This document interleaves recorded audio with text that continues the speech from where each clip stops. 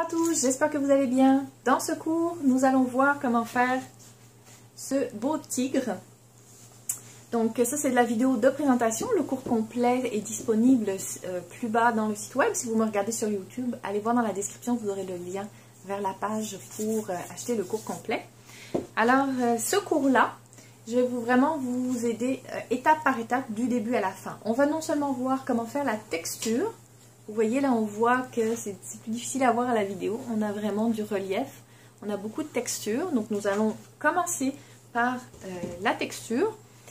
Ensuite, nous allons voir toutes les étapes, du fond au tigre en passant par les petits détails.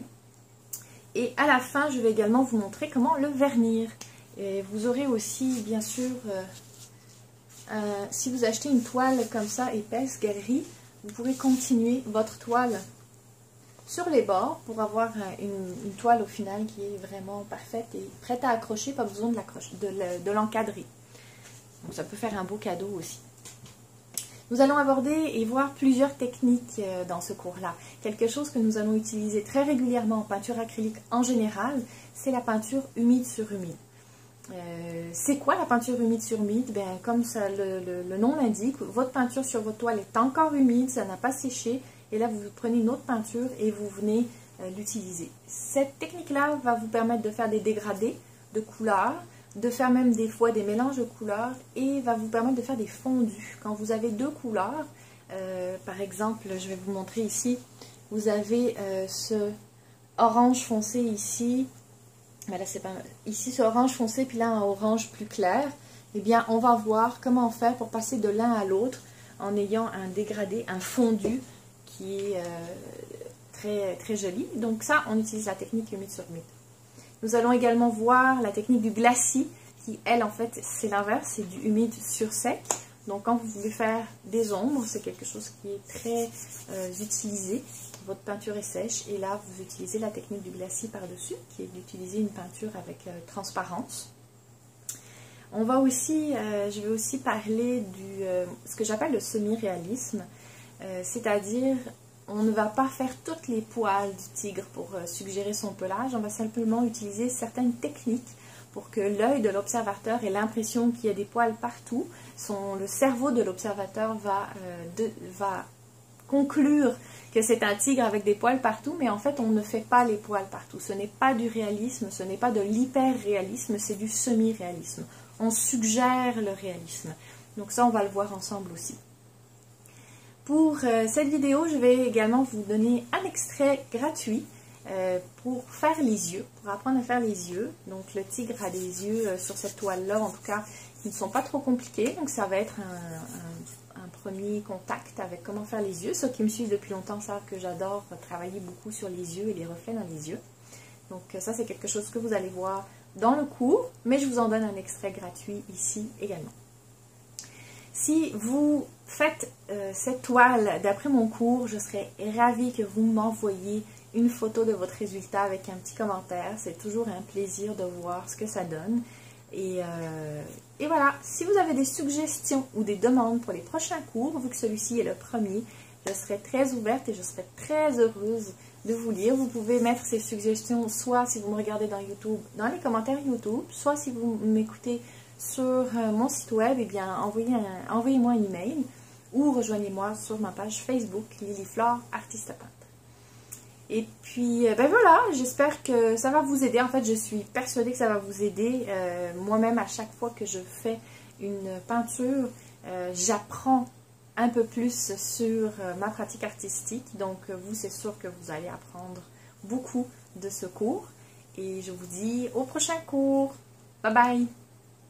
L'œil, ça fonctionne beaucoup étape par étape. Donc là, je vais faire, comme je dis, le fond de l'œil, ça veut dire la base des couleurs. Je prends le vert oxyde de chrome, qui est le vert que j'avais déjà utilisé pour le fond de ma toile, ce qui est parfait, ça va faire un rappel.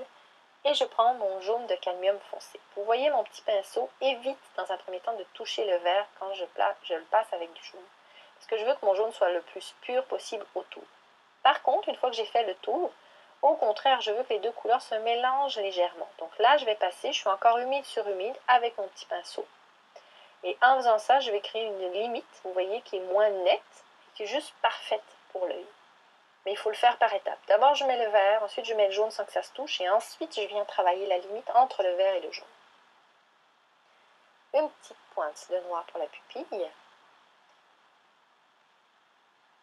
Et je trace le contour de mon œil. Il y a également une zone que je vais laisser blanche, qui va correspondre au reflet. Là, quand j'ai dit au début, j'ai écrit, c'est le fond de mon œil, c'est parce que l'œil se travaille beaucoup étape par étape. Il faut attendre que ça sèche avant d'aller plus dans les détails. Si je veux travailler plus les ombres et les reflets, je vais attendre que ça sèche. On laisse sécher. Pendant ce temps, on revient sur les yeux pour faire les ombres et les lumières. Les yeux sont secs maintenant, la peinture est bien sèche, fait qu'on peut revenir. Dans un premier temps, je vais approfondir les ombres, les rendre un petit peu plus foncées sur le dessus, des deux côtés. C'est toujours intéressant quand on est rendu à cette étape-là de travailler en parallèle, un œil puis l'autre, pour mettre le même geste, la même quantité de peinture. Quand on fait l'œil en général, c'est bien de le faire chacun à son tour, mais sinon c'est bien de travailler l'un après l'autre. Donc là, je viens rajouter un petit peu de noir avec un petit peu plus d'eau sur mon pinceau. Alors ça va donner un effet de transparence, de glacis. Et j'enlève le surplus de peinture et d'eau avec mon doigt. Vous pouvez également utiliser un petit chiffon. Donc vous voyez, on a vraiment comme un aspect d'ombrage qui apparaît. C'est pas du noir pur, c'est vraiment du noir par transparence. Donc il y a plusieurs façons de faire cet effet-là. Au fur et à mesure que vous allez faire de la peinture, si vous n'en faites pas encore beaucoup, vous allez découvrir chacun des façons que vous préférez. Moi, j'aime beaucoup utiliser une peinture plus foncée, comme du noir, mais un petit peu plus diluée, soit avec de l'eau, soit avec du médium à glacis.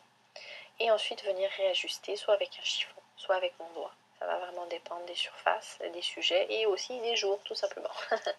Donc on le voit, là, j'applique une petite ombre sur le coin supérieur des yeux de chaque côté. Je travaille, comme je vous le disais, en parallèle.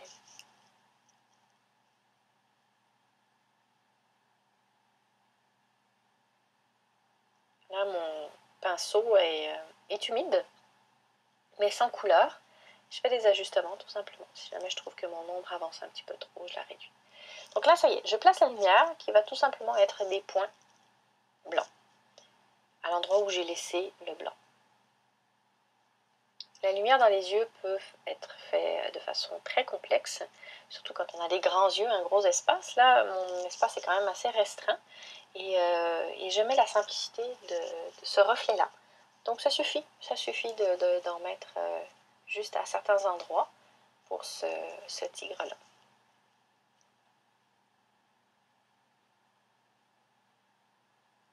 Là, malheureusement, on ne le voit pas sur la caméra, mais voyez, je tire sur mon pinceau, je rince mon pinceau pour qu'il n'y ait plus d'eau et plus de couleur dessus. Et je l'affine avec mon doigt. Ça va me permettre de faire des ajustements très très fins parce que mon pinceau va être très fin lui-même.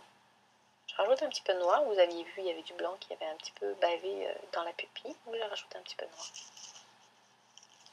C'est vraiment des ajustements très fins. Vous voyez, ça... Merci de votre attention, j'espère que cela vous a plu et vous a aidé. Si cela peut aider quelqu'un de votre entourage, n'hésitez pas à le partager. J'ai sur mon site web à l'adresse lilyflore.ca un e-book gratuit qui s'appelle « Osez devenir l'artiste en vous ». N'hésitez pas à aller vous inscrire. Vous pouvez également retrouver des produits dérivés de mes toiles sur la boutique Society 6. Et puis bien sûr, retrouvez-nous sur Facebook ou Instagram. Bonne journée!